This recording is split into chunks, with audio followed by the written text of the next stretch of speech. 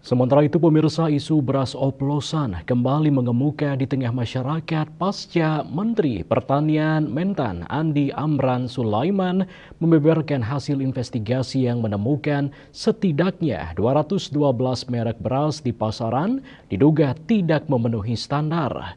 Untuk terhindar dari praktek beras oplosan, beberapa hal perlu diperhatikan, diantaranya memperhatikan fisik beras, cermati kemasan, waspadai harga miring tak wajar, dan membeli beras dari sumber terpercaya.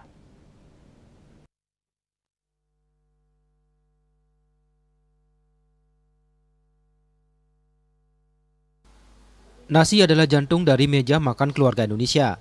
Namun, apa jadinya jika kepercayaan kita terhadap beras kemasan yang dibeli premium ternyata beras oplosan?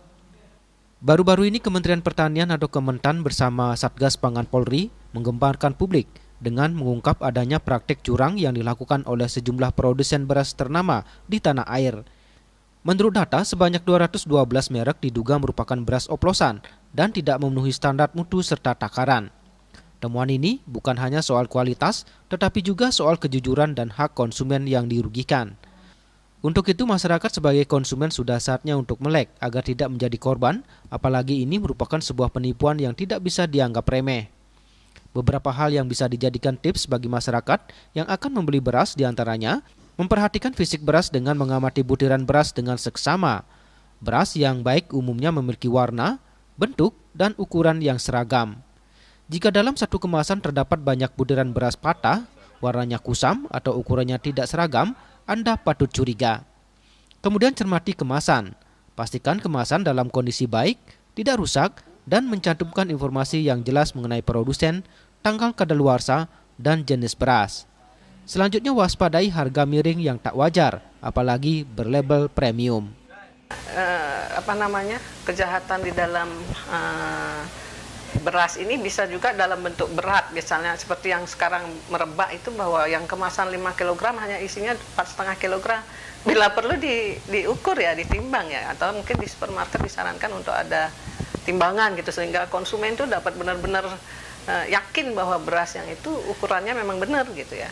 Kemudian selain ukuran itu adalah kita mengamati jika beras itu sudah terbuka, kita amati bahwa beras premium itu punya ciri-ciri gitu. Dia bulirannya utuh, kemudian warnanya jernih, kemudian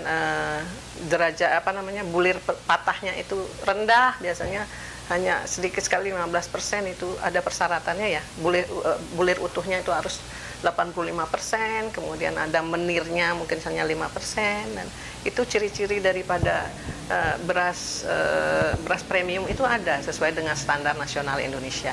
Ya, momen ini bisa jadi pembelajaran buat kita semua ya, baik masyarakat, baik pemerintah, mungkin baik pengusaha utamanya, baik juga praktisi ataupun dari perguruan tinggi juga kita bisa terbuka sekarang bahwa beras itu adalah sesuatu yang perlu diamankan gitu ya.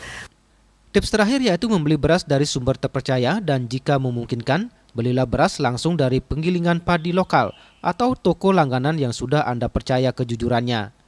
Selain kualitas serta timbangan yang Anda peroleh sesuai, membeli beras dari penggilingan lokal juga secara tidak langsung dapat membangkitkan pertanian lokal di masing-masing wilayah. Ari Wiratmaja, Bali TV.